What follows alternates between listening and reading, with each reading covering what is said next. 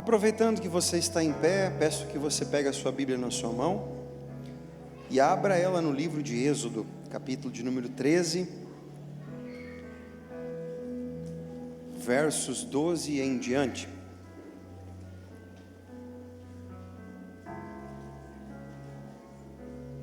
Êxodo 32, versículo 12 em diante. Você que tem dificuldade de encontrar, Êxodo é o segundo livro do Antigo Testamento. Primeiro livro Gênesis, segundo Êxodo, capítulo... Eu falei 32, né? Não, é 33. 33, versículo 12. Eu estava lendo aqui e falei, opa, errei. Aleluia. Glória a Jesus. Êxodo 33, versículo 12. Glória a Deus.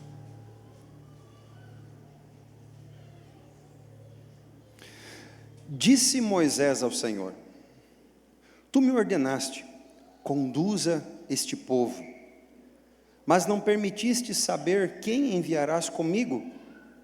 Disseste: Eu o conheço pelo nome, e de você tenho me agradado. Se me vês com agrado, revela-me os teus propósitos, para que eu te conheça e continue sendo aceito por ti. Lembra-te de que esta nação é o teu povo. Respondeu o Senhor: Eu mesmo o acompanharei e lhe darei descanso. Então Moisés declarou: Se não fores conosco, não nos envies. Como se saberá que eu e o teu povo podemos contar com o teu favor, se não nos acompanhares? Que mais poderá distinguir a mim e a teu povo de todos os demais povos da face da terra? E o Senhor disse a Moisés: Farei o que me pede, porque tenho me agradado de você e o conheço pelo nome. Então disse Moisés: Peço-te que me mostres a tua glória. E Deus respondeu: Diante de você farei passar toda a minha bondade, e diante de você proclamarei o meu nome, o Senhor. Terei misericórdia de quem eu quiser ter misericórdia, e terei compaixão de quem eu quiser ter compaixão. E acrescentou: Você não poderá ver a minha face, porque ninguém poderá ver-me e continuar vivo. E prosseguiu o Senhor: Há aqui um lugar perto de mim, onde você ficará em cima de uma rocha.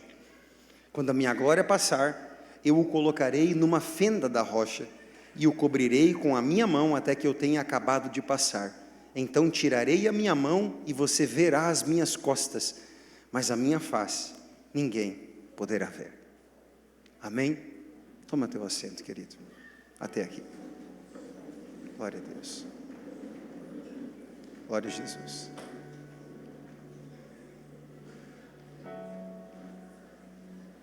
As mamães e os papais que têm crianças pequenas, nós temos o escritório pastoral com a transmissão do culto lá rodando, um cafezinho, uma bolachinha. Se você quiser acompanhar de lá, fique bem à vontade, temos essa estrutura, para você não ficar constrangido, né, querendo, cala a boca filho, né, daí já tem um lugarzinho reservado para você lá, em nome de Jesus. Qualquer coisa, os irmãos de azul, aí, os diáconos, estão aí para te servir, para cooperar contigo. Voltamos ao texto. Irmãos, no livro de 1 aos Coríntios, capítulo de número 10, a palavra de Deus vai nos dizer que tudo que foi escrito no Antigo Testamento nos serve como um exemplo. No livro de Hebreus, capítulo 10, vai dizer que a lei, que o Antigo Testamento, ele é uma sombra. Existem algumas coisas que nós não encontramos no Novo Testamento. Por exemplo, irmãos, quando você lê a partir dos Evangelhos, livro de Atos, Romanos, Coríntios, e continua a leitura, você vai ver o movimento evangelístico e apostólico da igreja. A forma que as igrejas foram estruturadas, a forma que as lideranças foram estabelecidas. Mas tem algumas coisas que você não vai encontrar ali no relato. Por exemplo, um pastor pastoreando uma cidade de 14 anos.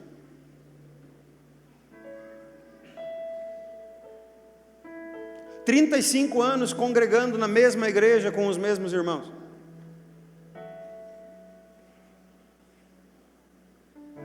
Do início ao fim da vida, em maravilha, vendo os mesmos rostos, estando todo domingo no mesmo culto. Nós não temos diretriz nesse ato, nesse tipo de vida.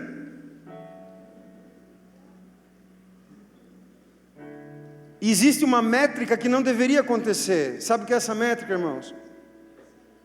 Infelizmente, muitos vão a Cristo, ouvem o Evangelho, creem, se batizam, recebem o Espírito Santo, são discipulados, conhecem a palavra, congregam na igreja, começam a servir. E nós, como pastores, a gente celebra, né? Porque isso aqui é uma ascensão, sai do mundo e a gente fala, uau, aleluia. Mas de repente do nada, some da igreja. Sabe um sinalizador assim, irmãos? A primeira coisa que acontece quando alguém começa a desviar da fé, para de vir na igreja. Não precisa teimar e nem se revoltar contra, irmãos. É fato. As coisas de Deus começam a perder a graça. A pessoa desaparece do convívio.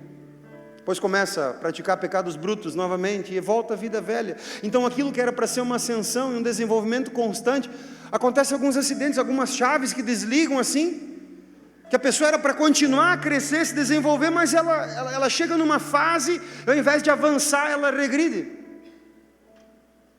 E não existe coisa que mais escandaliza o Evangelho que isso, e nem coisa que mais frustra o irmão, a igreja, a liderança do que isso, irmãos. E aí acontece algo no rebanho, um começa a olhar para o outro, e de repente estava um desanimado, agora tem 200 desanimados. Quantas igrejas já quebraram, irmãos, por causa disso aqui? Os pontos focais foram tocados, todos se distraíram e todos se desviaram. Pastor, como perseverar no meio dos dias? Como conseguir ficar firme em Jesus 10, 15, 20 anos? Irmão, fazem 24 anos que eu sirvo Jesus.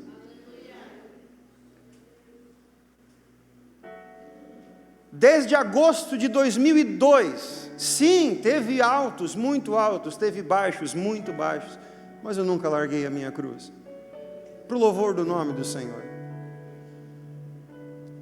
Mas ao longo desses 24 anos, irmãos, a sensação que muitas vezes eu tenho é a mesma que Caleb e Josué tiveram, cara. Saiu um exército do Egito e de repente as pessoas começaram a morrer ao seu lado. Eu quero fazer uma pergunta aqui, ó. Quem aqui tem mais de 24 anos de fé? Por favor, erga a sua mão. Deixa ela erguida. Glória a Deus por suas vidas, meus irmãos. Mas vocês entendem o que eu estou falando aqui, né? Ah, como vocês entendem o que eu estou falando aqui.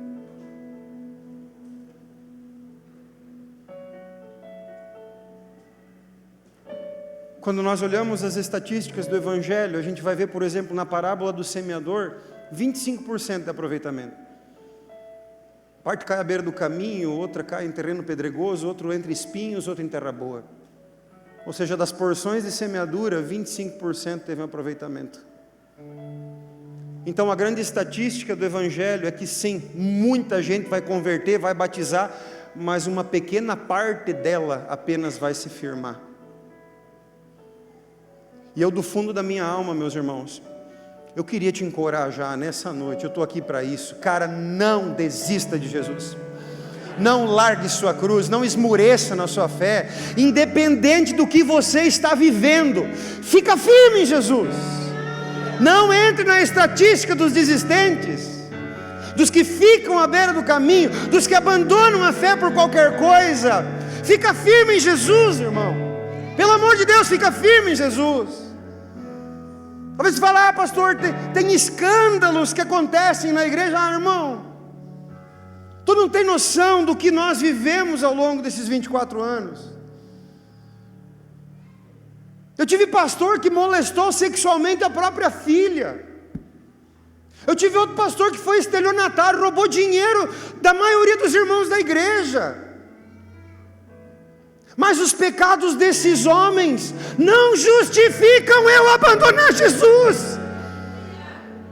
Porque o que esses homens fazem, eles vão se acertar com Deus.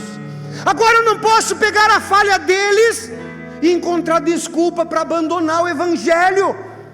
Isso é jogo baixo. Imagina a cena do trono. Todos nós somos colocados diante de Jesus. Aí Jesus pergunta: por que você me abandonou? Ah, porque os irmãos falaram mal de mim. Irmão, tu acha que cola você abandonar a sua fé porque alguém falou mal de você?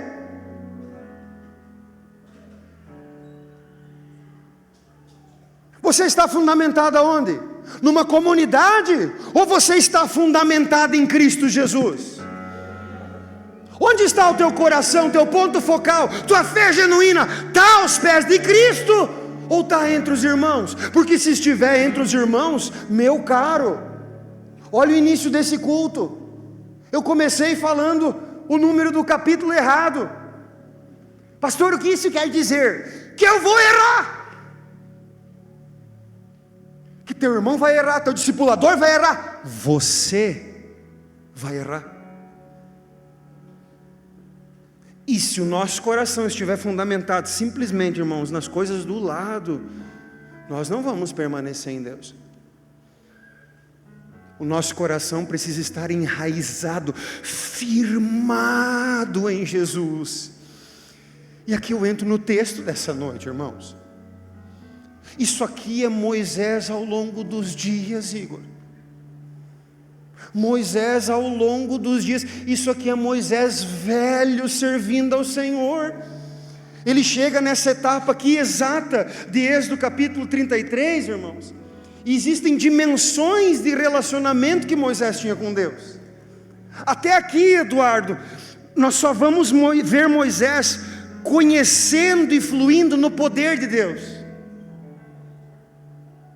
Olha as experiências que Moisés teve com Deus, irmãos. O mar vermelho se abrir, chover pão do céu, roupa crescer junto com o corpo. O que você acha desse nível de experiência que o Alcione mencionou no início do culto aqui, de eles querer carne e Deus mandar uma revoada de carne no meio do deserto para eles comer? Irmãos, dele ferir uma rocha e brotar água. Irmãos, é um nível de milagre, de poder de Deus tão profundo que Moisés viveu, que nós olhamos assim para aqueles relatos e falamos: mas isso aí, será que mesmo aconteceu isso aí?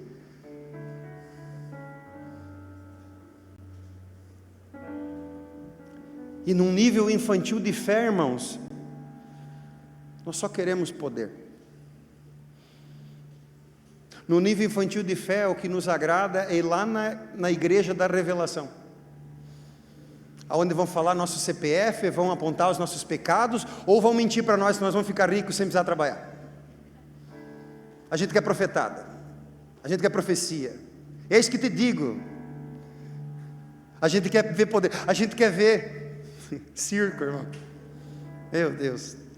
É que eu falo assim, irmãos, vem um monte de flechas de memória, de pseudo sinais e milagres. Eu lembro-me de um cara que ele revelava o nome das pessoas. Ele era de fora, dele no altar revelava o nome das pessoas. Só que daí tinha um lance muito esquisito, irmãos, porque eu não estou com o meu celular aqui. Ele, antes do culto, ele ficava nos fundos da igreja só no celular assim. Depois foram descobrir, irmãos, que ele ligava o Bluetooth e ficava procurando o nome das pessoas que deixavam o Bluetooth ligado no celular. Lembra que antigamente ia colocar o nome no Bluetooth? Agora não precisa mais, é dispositivo. Antigamente, assim era a revelação dos nomes, a Bíblia. E a igreja amava esse circo do inferno. A igreja amava de ver o demônio sair, mas era o mesmo irmão, 12 anos, que endemoniava cada vez que orava.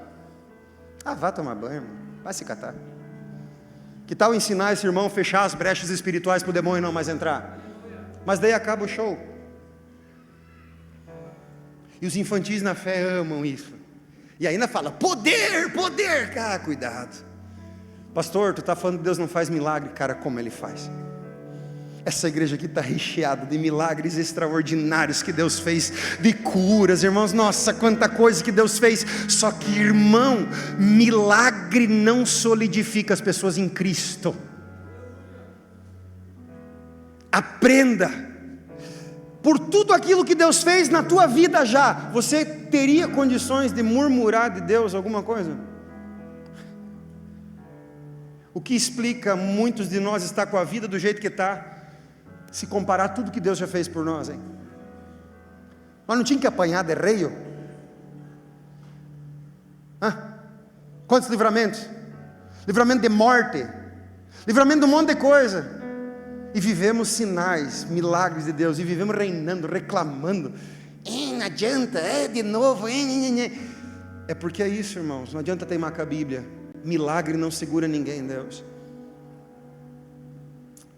Usamos luz do que estamos citando aqui. O povo comia pão que chovia do céu de manhã, e antes de chegar meio-dia já estava reinando. Pão desprezível, eu não aguento mais esse deserto.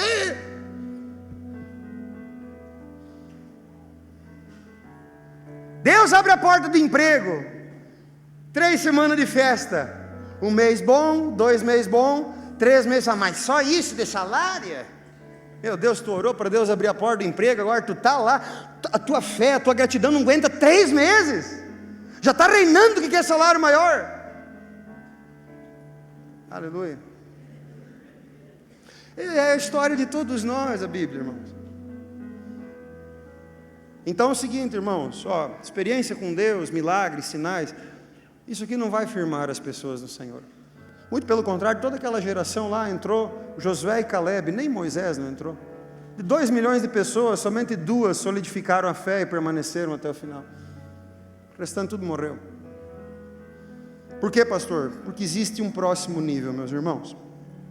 Ele é mais profundo do que simplesmente o poder.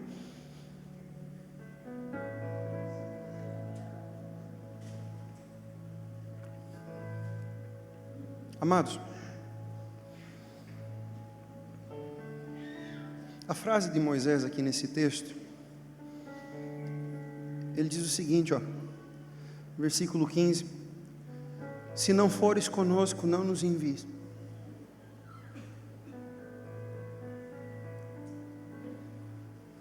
Elô, Deus fala, eu vou mandar um anjo, vocês vão herdar essa terra aí, a profecia que eu falei vai se cumprir.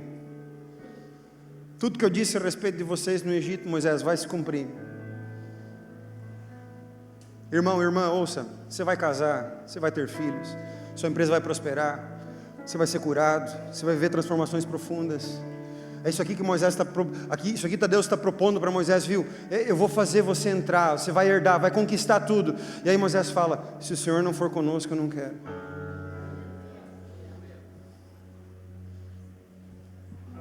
Eu não quero bênção por bênção.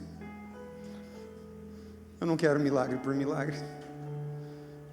Eu não quero coisa por coisa. Eu quero você, Senhor. Meus irmãos, esse nível da presença é muito superior ao nível do poder e do milagre. Rabassori, a glória. Irmãos, a presença do Senhor, ela vale mais do que a vida, cara. O pecado quer te tirar da presença, identifica pecado de outra forma e começa a lutar contra, cara, entenda, a presença do Senhor é o nosso maior tesouro, é o que mais nós devemos cultivar, é o que mais nós devemos prezar, é o que mais nós devemos desejar, é a presença do Senhor, irmãos. Mais do que tudo é a presença do Senhor, mais do que bênção, mais do que família, mais do que filhos, mais do que conquistas, a presença. Moisés explica isso, Senhor, se tu não ir, eu não quero bênção.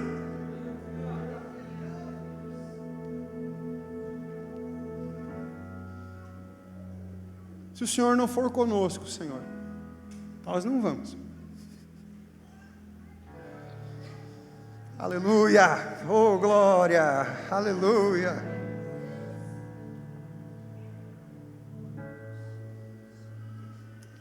Ele fala, Deus, quem tu vai enviar para ir conosco? Vai um anjo? Vai um arcanjo, vai quem? Deus fala para Moisés: eu tenho me agradado de você, eu vou junto contigo. Ah, que maravilhoso. Só que é o seguinte, irmãos, aqui vem uma pergunta que eu quero fazer: como nos mantermos na presença do Senhor? Porque a presença do Senhor, ela não é um arrepio no culto. A presença do Senhor, ela não é uma energia. Quando nós falamos sobre a presença do Senhor, isso aqui é algo cultivado. Que assim, irmãos, vem cá, Felipe, pode sair daí, vem cá, vamos caminhar junto, eu e tu? Vamos caminhar então. Então vamos.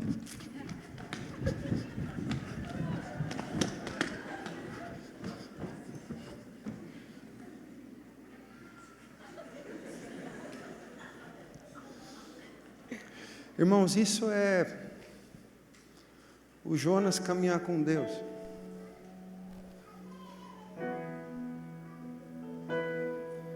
Sabe o que a gente entende com a presença? A gente entende isso aqui, ó.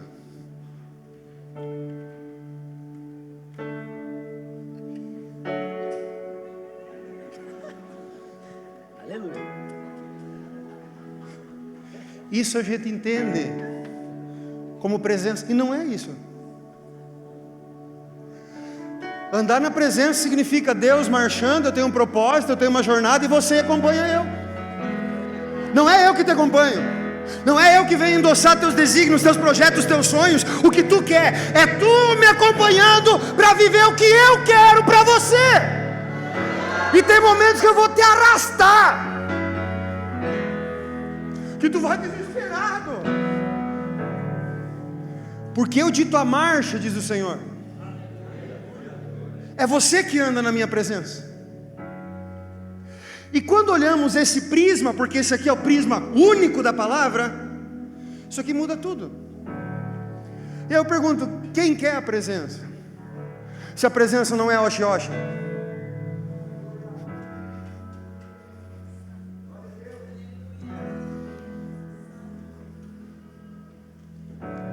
Eu quero bênção, pastor.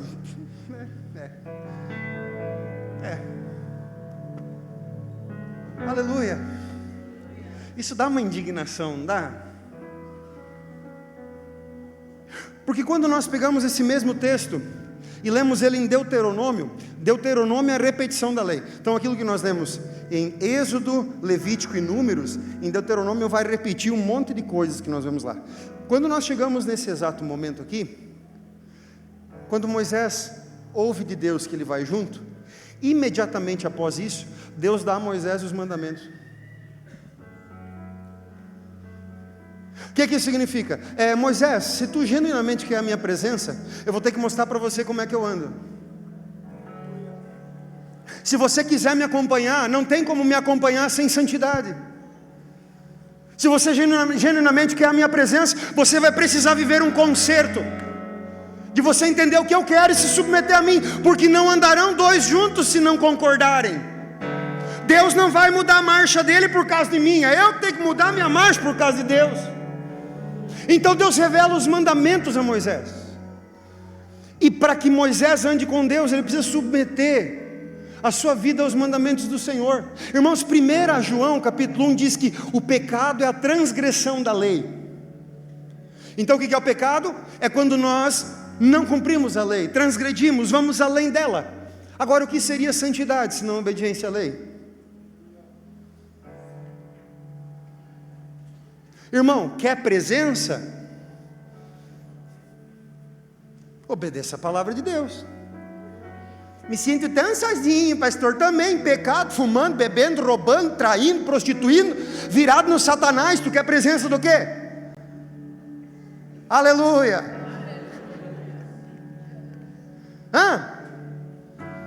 Irmãos, o Espírito da verdade, o mundo não pode receber. Quer andar numa mentalidade mundana? Você até pode andar no poder, sabia? E eu provo biblicamente isso para você. Mateus capítulo 7. cena do juízo, as pessoas diante do Senhor falam: mas Senhor, em teu nome nós profetizamos. Rapaz, profecia, sabe o que é? É falar da parte de Deus. Mas Senhor, em teu nome nós curamos enfermos. Irmãos, cura de enfermos é o dom da cura. Isso aqui é poder de Deus. Senhor, em teu nome nós expelimos demônios. Isso aqui é discernimento de espírito. O que Jesus fala para essas pessoas? Apartai-vos de mim, malditos, vós que praticais a iniquidade. Por quê? Porque tudo que vocês quiseram de mim é uma movimentação no meu poder. Usaram meu nome para milagres, usaram quem eu sou, e sim, funciona. No entanto, irmãos, para as coisas genuínas do Espírito, o nível não é esse. O nível não é poder. Nós não somos aprovados pelo tanto que Deus nos usa. O respaldo do Senhor vem pela nossa submissão à sua palavra. Essa é a linguagem de amor espiritual. Talvez a pessoa que mais agrada a Deus aqui é aquela que talvez nem aparece na igreja, mas está obedecendo Jesus Cristo no seu secreto. Talvez Deus só venha no culto por causa dela. E a gente acha: é porque oramos, eu jejuei 4 dias essa semana. Balela. Tu está na dimensão do poder. A presença é necessária no negócio chamado santidade. E isso aqui o Senhor está propondo para nós. De novo, a pergunta que eu abri lá no início do culto é como nós não sermos estatística de queda, de ficar à beira do caminho, de cair, de desviar. Não é andar no poder.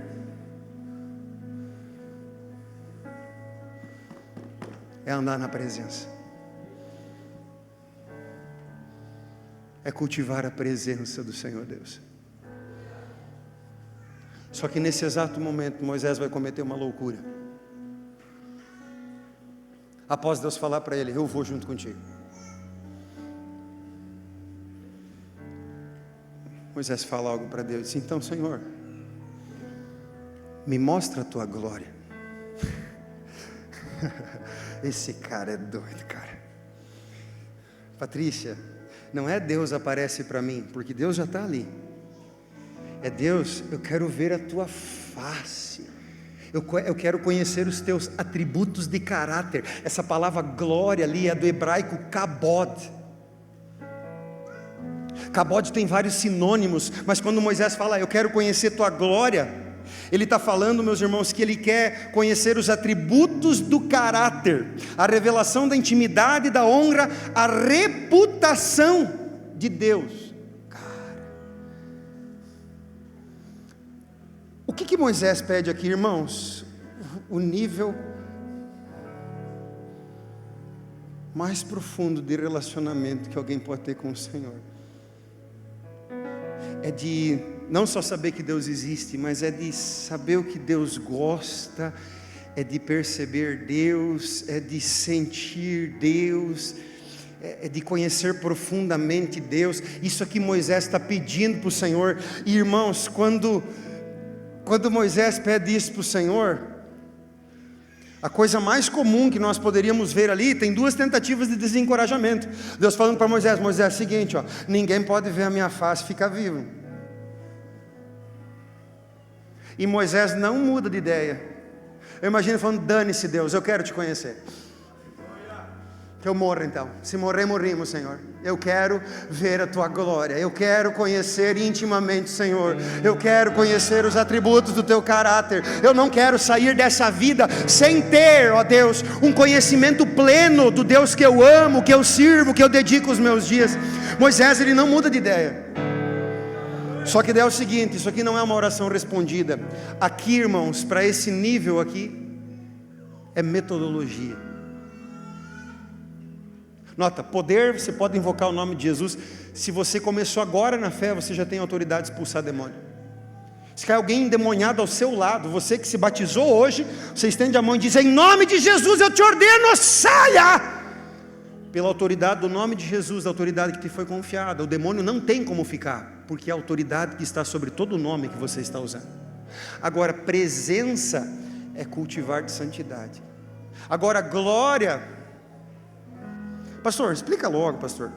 Irmãos, para a glória, nós vemos que não é por obediência, não é por invocação, glória é por metodologia. E a metodologia que Deus faz, Ele fala um negócio que aponta para alguém. Ele diz: Moisés, perto de mim há um lugar, no alto da rocha. Irmão, só no livro de Salmos o Senhor é chamado de 112 vezes de a rocha de Israel. Cristo, quando fala sobre o fundamento da igreja, Ele diz: e sobre esta rocha eu edificarei a minha igreja. Deus fala para Moisés: Moisés, eu vou te colocar sobre Jesus, perto de mim, imediato ao trono. Se tu quer ver a minha glória, Moisés, eu vou te colocar sobre Jesus. Não há seres humanos como nós estarmos num nível de glória com Deus, se nós não formos fundamentados sobre a rocha que é Cristo. E aí Deus fala o seguinte: Moisés, eu vou te pôr sobre a rocha, e eu vou te pôr numa fenda da rocha. E sobre essa fenda, quando eu passar, eu vou pôr a minha mão, e eu tiro a minha mão e você vai ver as minhas costas. Ou seja, Moisés, você não vai ter uma revelação profunda da minha glória, mas eu vou te mostrar a minha glória. Pastor, o que tu quer dizer? Que a fenda é o sacrifício de Cristo, a rocha é Jesus. A fenda por onde nós conseguimos enxergar, conhecer a glória de Deus, é pelo sacrifício, pelas aberturas, pelas chagas no nosso Senhor Jesus Cristo. A única forma de conhecermos Deus é enxergar Deus pelo sacrifício de Cristo, pelos buracos feitos em Cristo. E sabe o que Moisés vê? Eu vou te mostrar a minha misericórdia. Ou seja, o quanto eu coloco o meu coração na miséria das pessoas. Sabe o que Moisés vê? A minha compaixão, diz o Senhor. Sabe o que é compaixão, irmãos? É um amor desesperado por uma causa alheia. A minha compaixão. Moisés, você vai ver a minha misericórdia. Moisés, você vai ver a minha compaixão. O que enxerga-se, pastor, pela fenda da rocha? Você vai ver, versículo 19 diz: a minha bondade.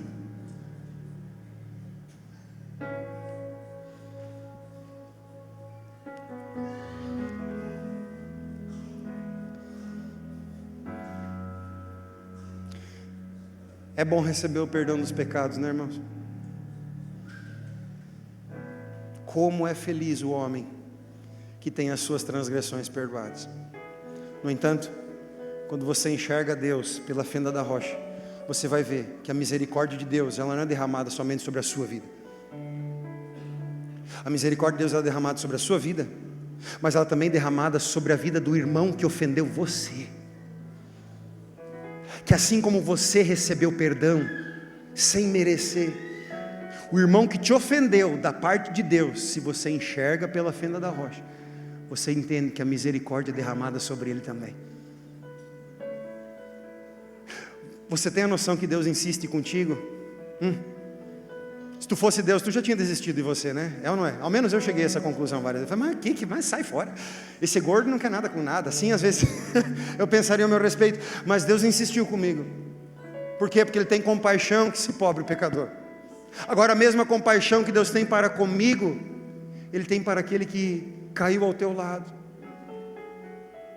E isso que muda tudo. Isso aqui ressignifica tudo. Porque quando você começa a enxergar pela fenda da rocha as coisas, irmãos, você começa a enxergar as coisas segundo Deus. A última novidade do cara que pecou, você nem quer saber. Por quê? Porque você foi perdoado. Você não se interessa pela queda dos outros. Você sabe que o amor que restaurou sua vida é poderoso para restaurar a vida daquele que cai também. Você fica mais pianinho, você fica mais na sua, você fica mais de boa. As coisas do mundo não te atraem mais, porque você olha pelo prisma do Senhor. E aqui eu respondo a pergunta: como ter uma fé que vai perdurar, assim como a desses caras aqui? 40 anos, 50 anos, 60 anos de evangelho, até entortar a boca servindo Deus, irmãos. Somente. Pode ser o nível inicial, poder, mas é necessário desenvolver para a presença. Estou na presença, pastor. É necessário desenvolver um novo nível de glória. O apóstolo Paulo fala, e aqui eu fecho, que assim como Moisés, nós com o rosto descoberto, contemplamos Deus face a face, e também somos transformados de glória em glória, cada vez mais crescentes. Mas para ver essa transformação de glória em glória, é necessário descobrir o rosto, irmãos. Tirar a máscara. Expor pecado que for, erros, ganâncias, coisas ocultas. É necessário arrancar a máscara, porque só é transformado de glória em glória quem entra nesse lugar transparente.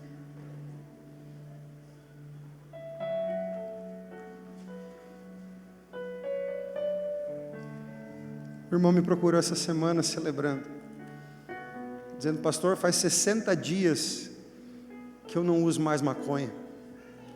Eu falei: oh, glória a Deus, meu irmão. Dá um abraço aqui. Dê um abraço apertado e longo no irmão. E sabe por que eu me alegrei? Porque faz mais ou menos 1 ano que esse irmão serve a Jesus conosco. Eu não sei quantas vezes eu abracei ele, que o fedor da maconha ficou na minha roupa.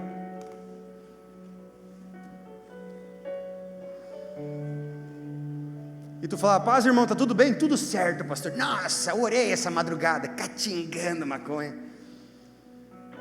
Pecado fede. Por que tu não se meteu, pastor? Que é necessário um batismo de consciência. Só vem cura quando diz assim: eu sou maconheiro, eu preciso de ajuda. Oh, agora está pronto para ser liberto. Quando querer jogar máscara de religiosidade, o maconheiro permanece vivo, o adúltero permanece vivo, o ladrão permanece vivo, o podre permanece vivo. Agora, a hora que expõe esse bicho velho é sarado. O maconheiro se torna diácono, a prostituta se torna pastora, o ladrão, irmãos, se torna tesoureiro. Porque a glória de Deus nos transforma.